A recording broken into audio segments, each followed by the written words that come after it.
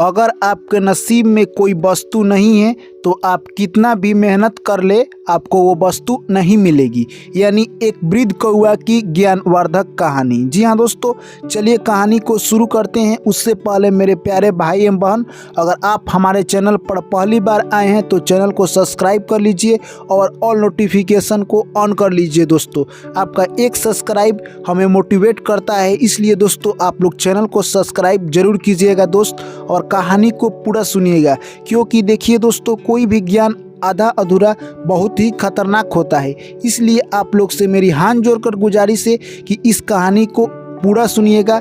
इस कहानी में हमें बहुत ही ज्ञानवर्धक बातें सीखने को मिल सकती है, जिससे हम अपने जीवन में बहुत आगे बढ़ सकते हैं। तो चलिए दोस्तों कहानी को शुरू करते हैं।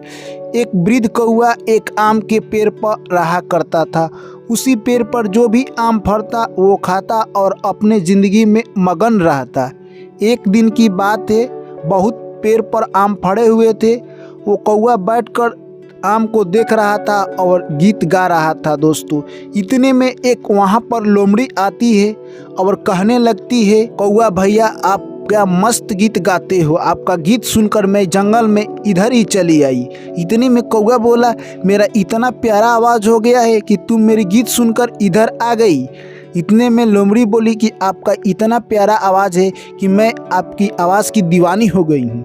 कौआ बोला, ठीक है, तुम मेरी आवाज़ की दीवानी हो, बहुत अच्छी बात है। इसके बाद लोमड़ी का नज़र आम पड़ जाता है।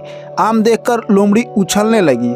आम थोड़ा लोमड़ी से काफ़ी दूर था, यानी कहे तो दोस्तों लोमड़ी के बस के बाहर था आम तोड़ना, और वो उछलने लगी। इतने में कौआ कहता है कि जो नसीब में नहीं रहता है वो नहीं मिलता है। चाहे आप कितना भी मेहनत कर ले, आपके जब नसीब में होगा तभी मिलेगा। यानी लोमड़ी बोलती है, क्यों? लोमड़ी उछल रही थी। इतने में फिर कौआ बोला कि तुम्हारे नसीब में ये आम नहीं है, तुम्हें नहीं मिलेगा। फिर लोमड़ी कहती है कि नहीं, मैं इसे तोड़कर ही रहूँगी। इतने में कौआ बोलता है कि तुम सुनो एक कहानी, उसके बाद तुम इस आम को तोड़ना। लोमड़ी बोलती है, ठीक है, तब तुम कहानी सुनाओ। तो चलिए दोस्तों, यानी कौआ ने क्या कहानी लोमड़ी को सुनाया वही आपको हम सुनाते हैं। यानी देखिए, कौआ कहता है कि एक गांव में एक पंडित महाराज रहते थे, जो कि पूजा पाठ कराते थे और अपने पूजा पाठ के लिए पूरे गांव में विख्यात थे। पंडित जी की एक लड़की थी। लड़की कहे तो दोस्तों सियान हो चुकी थी, अब लड़की का शादी करना था। पंडित जी सोचे एक अच्छा लड़का देखकर लड़की की शादी कर देते हैं। पंडित जी अपने गांव से काफ़ी दूर एक गांव में पंडित जी के घर एक अच्छा लड़का देखा। लड़का काफ़ी अच्छा, सुशील, पढ़ा लिखा और बिजनेसमैन था। उन्होंने अपनी बेटी की शादी उस पंडित जी के लड़के से कर दिया। यानी कहे तो दोस्तों पंडित जी अपनी लड़की की शादी एक पंडित जी के लड़के से कर दिया। दोस्तों, शादी तो हो गई। वो लड़का काफ़ी बड़ा बिजनेसमैन था। उनकी ज़िंदगी काफ़ी खुशी खुशी बीत रही थी। एक दिन की बात है, जो लड़का यानी बिजनेसमैन था वो अपने दोस्तों के साथ गलत संगत में पड़ जाता है और वो नशा करने लगता है और जुआ खेलने लगता है। ऐसा गलत नशा में वो आ जाता है कि मानो 1 से 2 माह के अंदर उसका जितना संपत्ति था वो सारा उसी जुआ और नशा में गंवा देता है। अब वो कंगाल हो चुका है। उसके घर खाने के लिए लाले के लिए वो तरस गया है। नशा एक ऐसा चीज़ है मेरे दोस्त कि उसमें बड़ा इंसान बर्बाद हो जाता है, और वो बर्बाद हो चुका था। उसके पास कहे तो 2 वक्त की रोटी अब नसीब नहीं थी। यह बात यानी पंडित जी की लड़की की मम्मी के पास पहुंची। वो काफ़ी घबरा गई, क्योंकि माँ होती है। वो सोचने लगी कि मैं अपनी बेटी की हेल्प कैसे करूं। इतने में पंडित जी की बेटी अब इतना गरीब हो चुकी थी कि 2 वक्त का रोटी भी नसीब नहीं था। वो जैसे तैसे रोटी की जुगाड़ करते, दोनों काफ़ी मेहनत करने के बाद। और उसका पति जो कि नशा के लत में लग गया था, वो आज भी नशा करता। पर ऐसे ही कुछ दिन बीतते गए। कुछ दिनों के बाद वो नशा वाला लत धीरे धीरे छोड़ दिया।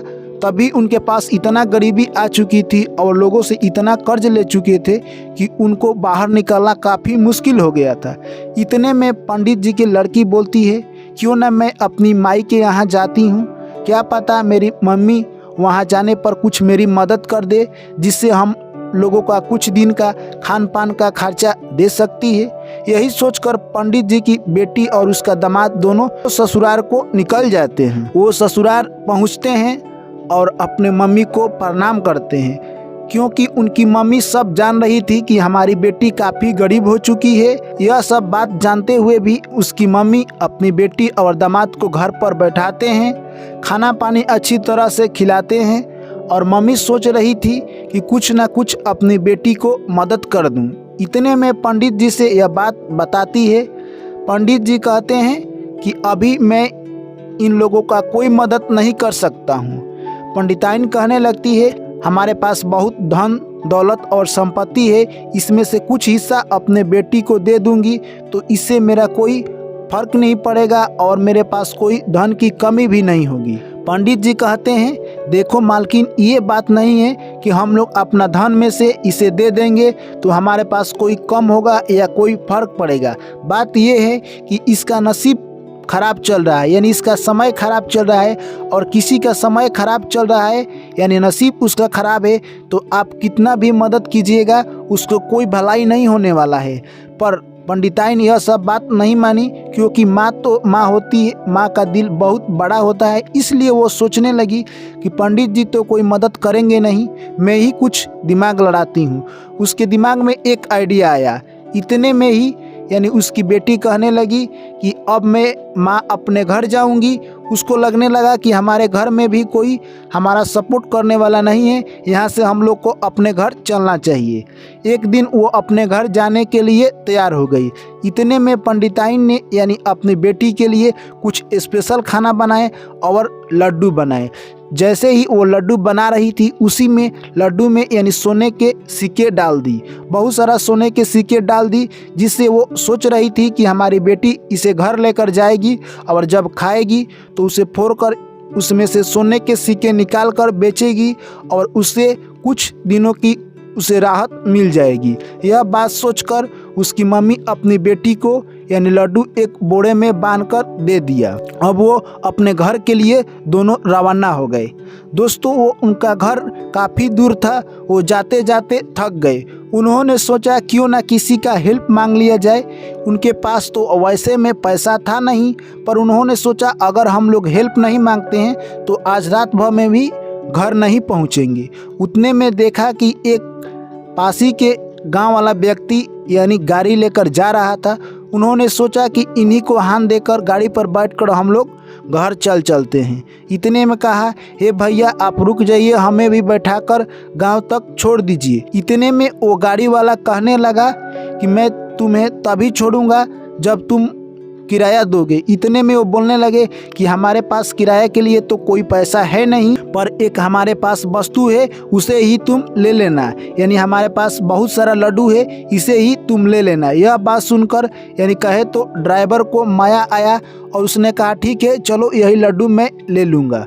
और ड्राइवर बैठाता है उन लोगों को और उनके घर छोड़ देता है और वो लड्डू लेकर चला जाता है। वो लड्डू लेकर घर जाता है तो सोचता है कि ये लड्डू होगा क्या, आखिर हमारे घर तो कोई बच्चे भी नहीं हैं खाने वाले। इस लड्डू को मैं एक हलवाई को बेच देता हूँ और उससे जो पैसा मिलेगा मैं अपना काम करूँगा। और वो अगले दिन लड्डू लेकर हलवाई के पास जाता है और उसे बेच देता है और उससे जो भी पैसा मिलता है वो लेकर अपने घर चला आता है। अब देखिए दोस्तों, बात सच ही कहा गया है कि अगर नसीब में ना हो कुछ तो आप कितने भी प्रयास करेंगे आपको नहीं मिलेगा। यानी कहे तो दोस्तों, मुफ्त का खाना भी आदमी के नसीब में ना हो तो वहाँ से भी छीन जाता है। इसीलिए इस कहानी को पूरा सुनिए दोस्तों। चलिए कहानी में आगे बढ़ते हैं। यानी दोस्तों, हलवाई के पास लड्डू तो आ गया। अब देखिए दोस्तों, नसीब कैसे पलटता है। यानी देखिए अब क्या हुआ, यानी जो पंडित अपने लड़की का शादी किया था, यानी उसी पंडित के गांव में एक बहुत बड़ा यज्ञ होने वाला था। यानी वहीं पर कोई राजा था जो कि यज्ञ करवा रहा था। वह सोचा कि मैं पूरे इस शहर के जितने भी दुकान हैं सभी दुकान का लड्डू मंगाओ और पूजा पाठ करवाना चालू करो। इतने में राजा ने हुक्म दिया और अगले दिन पूजा पाठ चालू हो गया।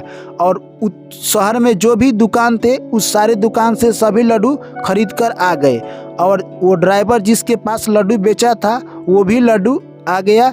उस पूजा पाठ में उस लड्डू का उपयोग किया गया। दोस्तों, जैसे ही पूजा पाठ संपन्न होता है, राजा ने उसी पंडित को बुलाया था जो पंडित अपनी लड़की का शादी किया था, यानी वही पंडित पूजा पाठ करा रहा था। तो जैसे ही पूजा पाठ जब संपन्न होता है तो राजा ने उस पंडित को वही लड्डू दे दिया जो उसकी पत्नी बनाकर अपनी बेटी को दी थी। वो लड्डू लेकर यानी राजा घर जाता है। राजा बोलते हैं कि इस लड्डू को अपने घर ले जाइए और अपने परिवार को खिलाइए क्योंकि आपने पूजा पाठ संपन्न करवाया है।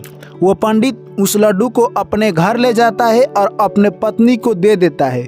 उसकी पत्नी लड्डू को फोड़कर खाती है तो उसमें देखती है कि सोने के सिक्के निकल रहा था।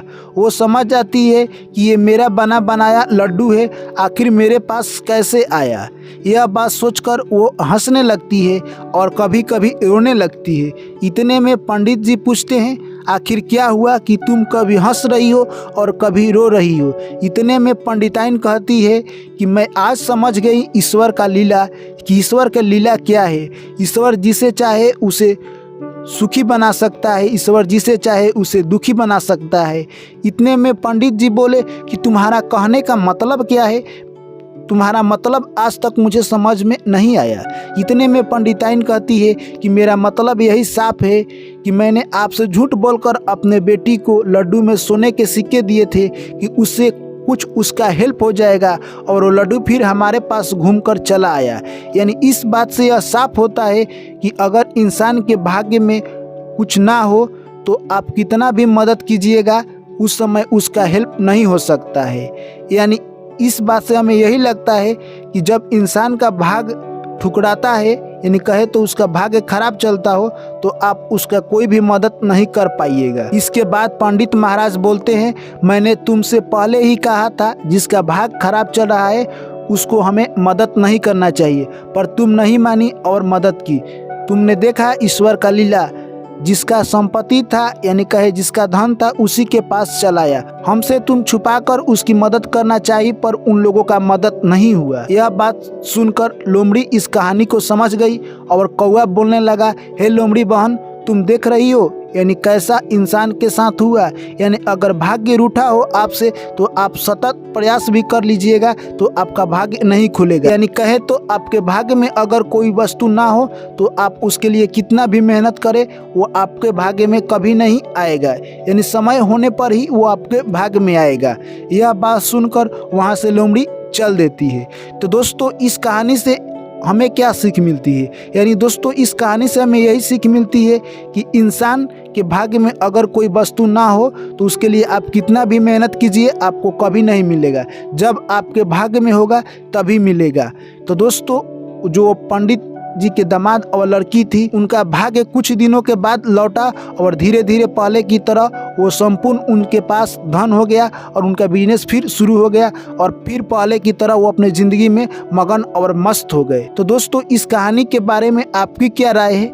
आप कमेंट में लिखकर हमें ज़रूर बताइए। आप लोग कमेंट करते हैं दोस्तों तो हमें बहुत अच्छा लगता है। चलिए दोस्तों, आप लोग से मिलते हैं फिर यानी अगली कहानी में। तब तक के लिए सभी साथियों को मेरा प्यार भरा नमस्कार। जय श्री कृष्ण। राधे राधे।